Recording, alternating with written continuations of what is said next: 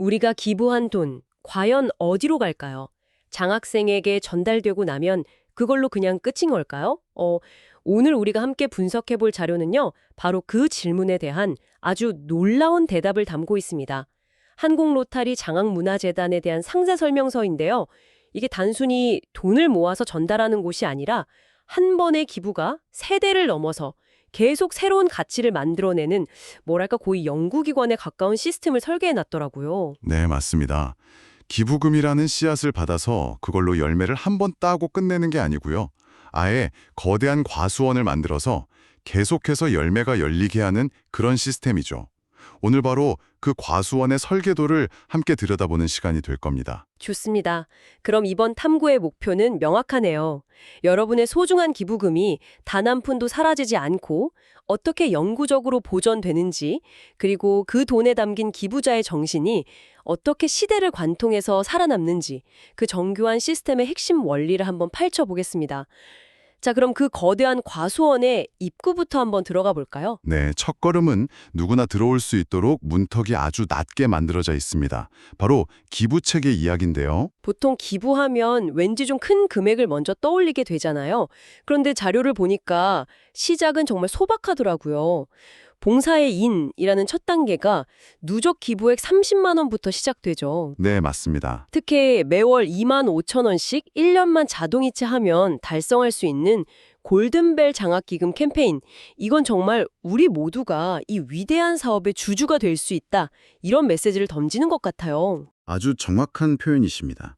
누구나 참여할 수 있다는 그 포용성이 이 재단의 가장 큰 힘 중 하나거든요. 2만 5천 원이라는 금액은 정말 마음만 먹으면 시작할 수 있다는 상징적인 숫자죠. 그렇게 시작된 기부 여정은 아주 체계적인 성장 로드맵을 따라가게 됩니다. 봉사의 인으로 시작해서 누기액 300만 원이 되면 개인 장학의 인, 그리고 3천만 원에 도달하면 관명 장학의 인이라는 아주 특별한 단계에 이르게 되는 거죠. 아, 관명장학의 인.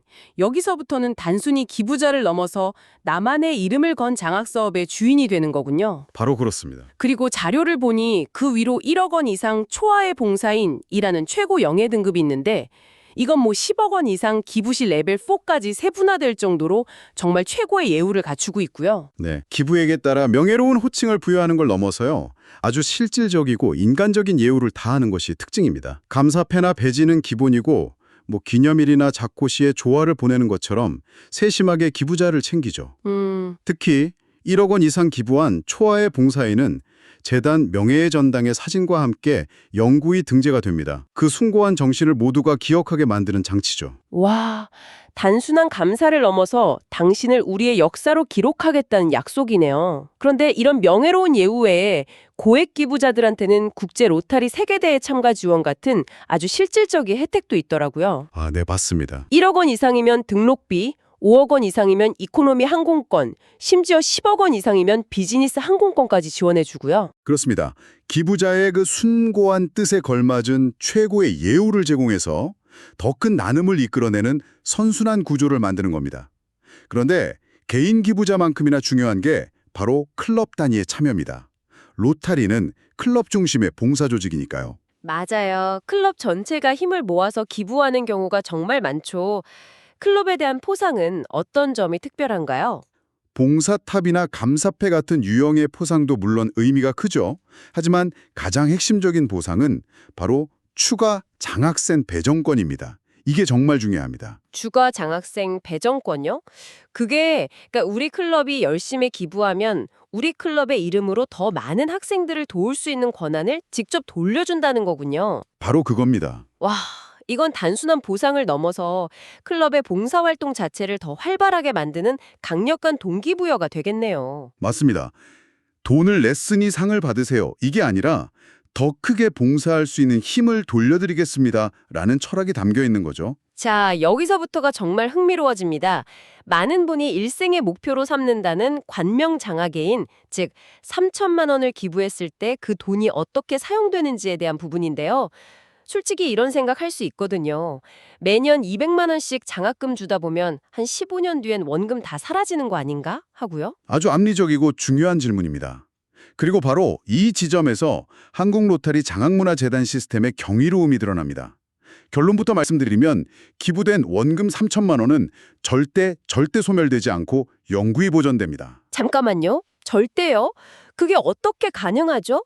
장학생에게 돈을 주려면 그 원금에서 꺼내서 줘야 하는 것 아닌가요? 이건 뭐 기부에 대한 일반적인 상식을 완전히 뒤집는 개념인데요? 그렇죠. 보통의 기부는 곶감을 하나씩 빼서 나눠주는 방식이라고 생각하기 쉽잖아요. 네, 그렇죠. 하지만 이 재단은 기부금을 곶감 나무라고 생각합니다. 나무 자체는 절대 베지 않고 나무에서 열리는 곶감, 즉 운용 수익으로만 장학금을 지급하는 구조입니다. 기부된 원금 3천만 원은 재단의 기본 재산으로 편입이 돼서 안전하게 운용이 되고요. 장학금은 거기서 발생하는 이자나 배당금 같은 과실로만 지급이 되는 거죠. 와. 그러니까 제가 낸 3천만 원은 영원히 재단 금고에 살아 숨쉬면서 계속해서 열매를 맺는 거군요. 제 돈이 장학생 손에 직접 들어가는 게 아니라 제 돈이 낳은 새끼 돈이 들어가는 셈이네요. 정확합니다. 그런데 여기서 기부자를 위해 한 단계 더 나아간 아주 강력한 약속을 합니다. 바로 120% 지급 보장이라는 독특한 규정입니다. 120% 보장이요? 그건 또 뭔가요? 기부 원금 3천만 원의 120%, 즉 3,600만 원에 도달할 때까지는요. 재단의 실제 운용 수익률이 시장 상황 때문에 좋지 않더라도 재단이 책임지고 약속된 장학금을 지급하겠다는 겁니다. 아, 예를 들어 매년 200만 원씩 장학금을 지급하기로 했다면 약 18년 동안은 금리가 떨어지든 주식시장이 폭락하든 상관없이 안정적으로 장학금이 나가는 거죠. 아니 근데 120% 보장이라는 말이 어떻게 보면 재단에겐 엄청난 부담 아닌가요? 만약 몇 년간 계속 자산 운용에 실패하면 어떻게 되는 거죠? 재단이 파산할 수도 있는 위험을 안고 가는 것 아닌가요?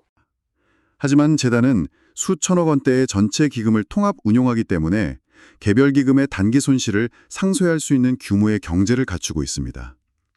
장기적인 관점에서 안정적인 수익률을 달성할 수 있다는 자신감이 있기 때문에 이런 파격적인 약속이 가능한 겁니다. 기부자에게는 최고의 안정성을 보장해 주는 거죠. 정말 대단한 약속이네요. 그럼 그 120%, 그러니까 18년의 보장 기간이 지나면 어떻게 되나요? 그때는 정말 장학금 지급이 중단되는 건가요? 아닙니다. 여기서 바로 영속성의 비밀이 풀립니다. 120% 지급이 완료된 후부터는 재단의 실제 자금 운용 수익률에 따라서 지급 방식이 변경됩니다. 방식이 바뀌는군요. 네, 원금 3천만 원에서 발생한 실제 운용 수익의 50%는 계속해서 원금에 더해져서 자산을 불리는 데 쓰이고요. 나머지 50%는 장학금 지급을 위해서 따로 적립이 됩니다. 그리고 그 적립금이 1인당 장학금 지급액, 예를 들어 200만 원에 도달할 때마다 장학금을 추가로 지급하는 거죠. 아하, 완벽하게 이해했습니다. 그러니까 금리가 낮아서 수익이 적게 나는 해에는 지급 주기가 매년에서 2, 3년에 한 번으로 길어질 수는 있지만 원금 3천만 원이라는 나무가 살아있는 한 장학금이라는 열매는 영원히 영구적으로 열린다는 뜻이군요. 와, 정말 놀랍습니다. 이것이 바로 기부자의 뜻이 한 세대에서 끝나지 않고 다음 세대, 또 그 다음 세대로 무한히 이어질 수 있는 시스템의 핵심입니다. 이렇게 영원히 살아남은 장학금에 나의 이름을 붙일 수 있다는 것, 이 관명장학금 제도는 기부자에게 정말 큰 의미가 있을 것 같아요. 단순히 돈을 내는 걸 넘어서 나만의 역사를 만드는 거잖아요. 그렇죠. 장학금 이름은 어떤 기준으로 정할 수 있나요? 기준은 아주 자유롭습니다. 3천만 원 이상 기부한 분은 본인의 성명이나 아호는 물론이고요. 존경하는 스승이나 먼저 세상을 떠난 가족의 이름, 심지어는 소속 클럽의 이름까지 원하는 명칭을 자유롭게 지정할 수 있습니다. 아, 예를 들어 초아 홍길동 장학금이라던가 서울 한양 울타리 클럽 창립 30주년 기념 장학금 같은 방식이죠. 그렇게 정해진 이름이 장학증서에 딱 찍혀서 학생에게 전달될 때 기부자는 어떤 기분일까요? 정말 돈을 냈다는 사실을 넘어서 사람을 키우는 가치를 남겼다는 명예와 보람을 느낄 것 같습니다. 맞습니다. 봉사를 스쳐 지나가는 사건이 아니라 영원히 기록되는 역사로 만드는 철학이 담겨 있습니다. 실제로 한 클럽에서는 돌아가신 회원의 이름을 따서 관명 장학금을 만들었는데요. 매년 장학금 수여식에 그 회원의 가족들이 찾아와서 학생들을 직접 격려해 준다고 합니다. 와, 감동적이네요. 네, 기부자의 뜻이 어떻게 사람과 사람을 통해 이어지는지 보여주는 정말 감동적인 사례죠. 듣고 보니 기금 관리의 안정성과 기부자의 봉사 정체성을 모두 살리는 아주 절묘한 구조군요. 이 구조의 핵심을 한 문장으로 요약하면 관리와 수혜의 분리입니다. 관리와 수혜의 분리. 네, 돈, 즉 기금은 재단이라는 전문가 집단이 투명하게 통합 운용해서 리스크를 최소화하고 안정성을 극대화합니다. 반면에 그 열매를 누구에게 나눠줄지 결정하는 권한, 즉 장학생을 추천하고 선발하는 권한은 기부금을 낸 클럽이나 기부자 개인에게 다시 돌려주는 거죠. 아, 그러니까 자산운용이라는 어려운 부분은 전문가에게 맡겨서 안전하게 하고 누구를 도울지 결정하는 봉사의 가장 큰 보람과 주체성은 기부자에게 돌려준다. 일종의 완벽한 역할 분담이군요. 낸 지구에 기금의 일부를 되돌려주는 그 제도를 한국 실정에 맞게 완벽하게 적용한 아주 성공적인 한국형 쉐어 모델이라고 평가할 수 있습니다. 이 모든 시스템이 완벽하게 돌아가려면 보이지 않는 곳에서 일하는 사람들과 인프라가 필수적일 텐데요. 문득 궁금해지네요. 우리가 낸 기부금 원금의 일부가 이런 인건비나 사무실 운영비 같은 관리비로 나가는 건 아닌지 솔직히 걱정하는 분들도 계실 수 있거든요. 당연히 가질 수 있는 우려입니다. 그리고 그 부분에 대해서도 자료에 명확한 원칙이 나와 있습니다. 결론부터 말하면 재단의 관리 유지 비용은 기부된 원금 자체를 사용하는 것이 절대 아닙니다. 아, 정말요? 네, 원금은 신성불가침의 영역인 셈이죠. 원금이 아니라면 그 많은 운영비는 어디서 나오는 거죠? 재원은 두 가지 경로로 조달됩니다. 첫째는 앞서 말씀드린 기본재산 운용 수익입니다. 기부된 수천억 원의 원금을 운용해서 나오는 이자나 배당금 같은 과실의 일부로 경비를 충당하는 것이 원칙이고요. 둘째는 정관에 따라 허용된 수익사업입니다. 수익 사업이요? 네, 재단의 목적사업 경비를 안정적으로 조달하기 위해서 수익사업을 할 수 있는데 그 대표적인 것이 바로 부동산 임대사업입니다. 그리고 이것이 바로 오늘 이야기의 클라이막스인 한국 노타리 회관 건립과 직접적으로 연결됩니다. 그렇군요. 기부금 원금은 오직 장학사업의 씨앗으로만 쓰인다는 대원칙이 확고하네요. 그렇다면 재단의 영속성을 완성할 마지막 퍼즐이 바로 한국 노타리 회관 건립이군요. 이 계획 정말 어마어마하던데요. 자세히 설명해 주시죠. 이 계획의 핵심은 재단이 단순히 기부에만 의존하는 단계를 넘어서 스스로 수익을 창출하는 자립형 재단으로 거듭나겠다는 비전입니다. 그리고 그 비전을 실현할 가장 중요한 자산을 재단이 이미 확보하고 있습니다. 가장 중요한 자산이라면 혹시 땅인가요? 맞습니다. 회관 건립의 핵심인 부지, 즉 토지를 재단이 이미 보유하고 있습니다.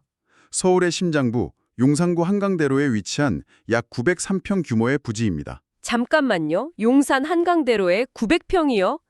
그 땅값만 해도 엄청날 텐데요. 현재 시가로 무려 1,200억 원 이상으로 평가받고 있습니다. 와, 1,200억 원이요? 더 놀라운 사실은 이 부지를 2005년에 약 193억 원에 매입했다는 겁니다. 193억 원이었던 땅이 지금 1,200억이요?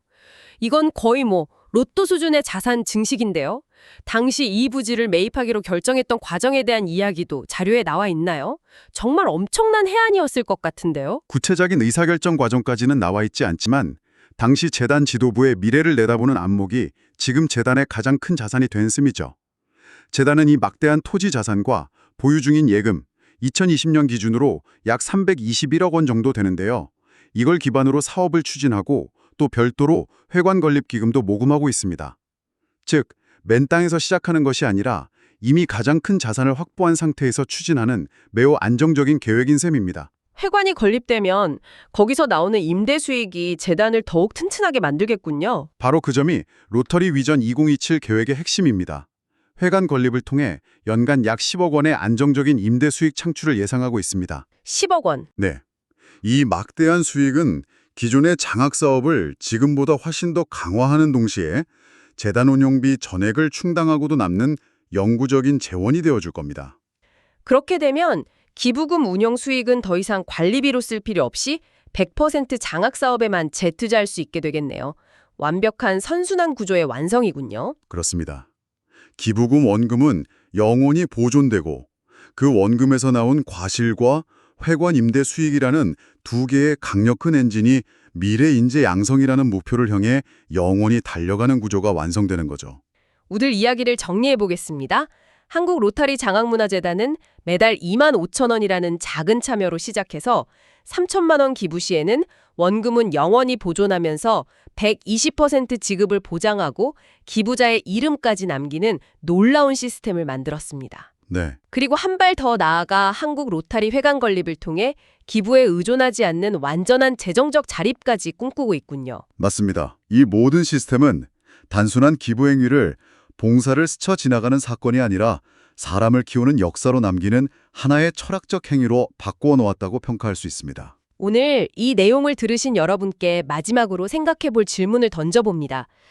당신의 기부가 한 번으로 끝나지 않고 당신의 이름과 함께 영원히 살아 숨쉬며 계속해서 새로운 열매를 맺는 나무가 된다면 그 나무에 어떤 정신과 가치를 담아 심고 싶으신가요?